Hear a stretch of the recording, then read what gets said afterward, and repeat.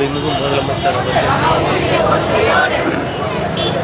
தேர்தல் பிரச்சாரத்தின் தேர்தல் வாக்குறுதியாக எங்களது கோரிக்கைகள் நிறைவேறாவிட்டால் கோட்டையில் வந்து கேளுங்கள் என்று சொன்னார்கள்.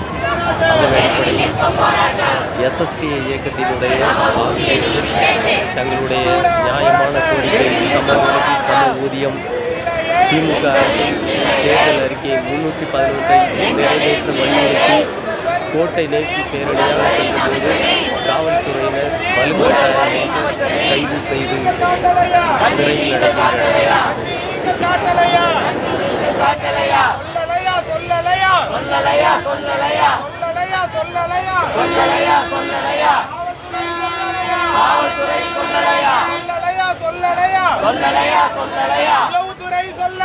உளவுத்துறை சொல்லலையா?